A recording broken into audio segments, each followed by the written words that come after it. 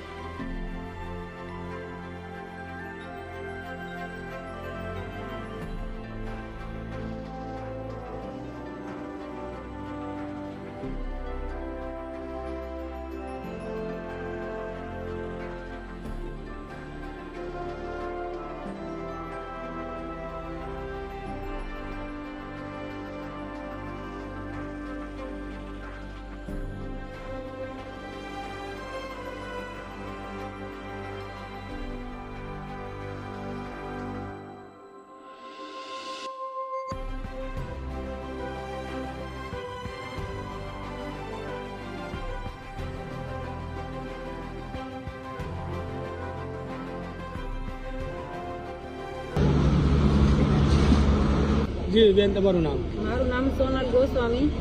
બેન, શું ઘટના ઘટી હતી અને દીકરીનું નામ શું હતું? દીકરીનું નામ છે નિકિતાબેન નિકુલગીરી ગોસ્વામી. 8મે મહિને એને દાખલ એડમિટ કરી અમે, બરોબર છે. અને એને મેડમ એમ કીધું કે એને 8મે મહિને બાળક લઈ લેવા પડશે, બેનની તબિયત બહુ વીક છે. એટલે અમે કીધું કે વાંધો નહીં, તમે 8મા મહિને તમે તારે સીઝર કરી લો એમ. તો સીઝર કર્યું તો પછી મેડમને મને વાત તો કરવી જોઈએ કે નહીં, તમારું પેશન્ટ બહુ ઓલું છે, તકલીફમાં છે, તો અમે બીજે હોસ્પિટલે તો લઈ જા તમે એને. તો મેડમે અમને કોઈ વાત કરી નહીં. અને મેડમ ડિલિવરી કરાવીને સીધા પછી જમવા જતા રહ્યા. પછી મેં મેડમને પૂછ્યું કે મેડમ કેમ છે દીકરીને અમારે? તે કે બરોબર છે, વ્યવસ્થિત છે. તો મેડમ વયા ગયા. મેડમની બેદરકારી જ છે ને.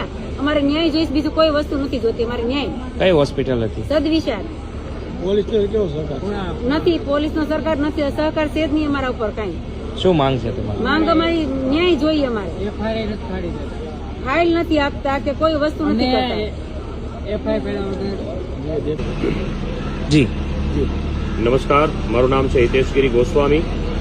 1/12/2025 ને એક ઘટના સાંજે 5:30 વાગે સદવિચાર હોસ્પિટલ કે જે પૂણા ગામ ખાતે આવેલી છે, આ હોસ્પિટલમાં એક 30-32 વર્ષની સાધુની દીકરી કે જે ડિલિવરી અર્થે ત્યાં ગયેલા અને સીઝર દરમિયાન ડોક્ટરની બેદરકારીથી એક 2 બાળકોને જન્મ આપ્યા, પણ માતાનું મૃત્યુ થયું છે.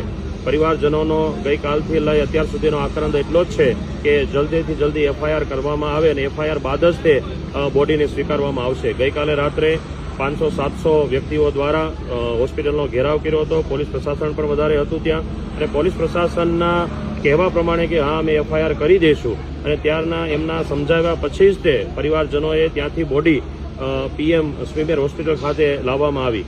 આજે 2 તારીખ બપોરના 12 વાગ્યા જેવો સમય થયો છે, હજી સુધી એફઆઈઆર થઈ નથી. અને જ્યાં સુધી એફઆઈઆર નહીં થાય ત્યાં સુધી પરિવારજનોનું કહેવું છે કે બોડી સ્વીકારવામાં આવશે નહીં.